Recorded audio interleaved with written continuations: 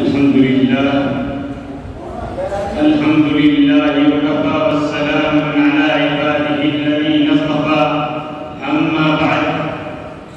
شافع کونوں مکہ کی راہ دکھلاتا رہا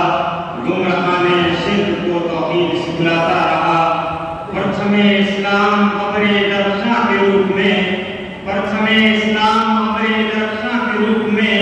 بدھ قدوں کی چار دیواری پر لہراتا رہا اس غریب عصر حاضر کا فقیر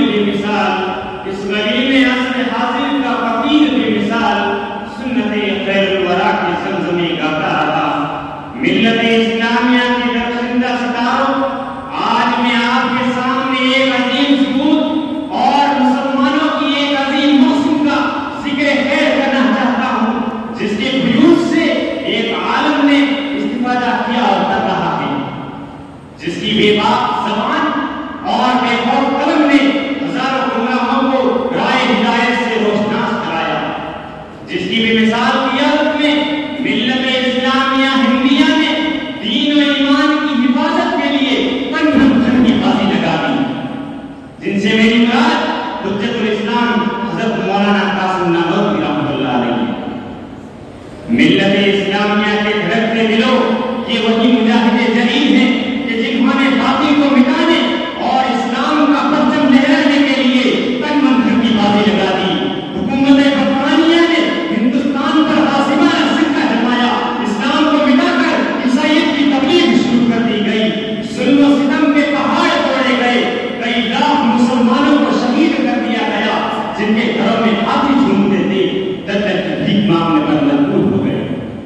شاہی خاندان کی دیکھ ماں پھٹی چادریں سروں پر ڈال کر گھروں میں کھانا پکانے کی نوکری کرنے لگی وہ پردہ نشین عورتیں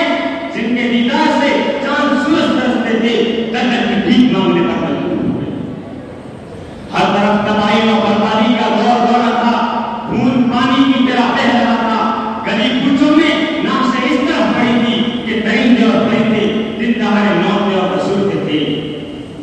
کبھی مسلمانوں کو خنزیروں کی کھالوں میں بند کیا جاتا تھا تو ہندوؤں کے منہ میں گائے کا گوشت پروسا جاتا تھا الغرض ہوئی داستان خون سے لبریز ہے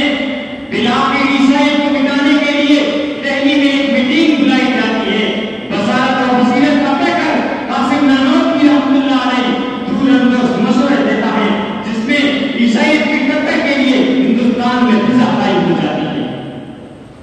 دوستوں اس عظیم ہستی نے کیا کچھ نہیں کیا شاملی کا میدان ہے اب وہ باطل کی جنگ جاری ہے آپ میدان جنگ کے کونے میں جا کر بیٹھ جاتے ہیں حکومت برطانیہ کا ایک پٹھو موقع پا کر آپ کے پاس آتا اور کہتا ہے قاسم تم نے بہت سر پڑا ہے اب میری چمکتی ہوئی تلوار آپ کی کھوج دے گی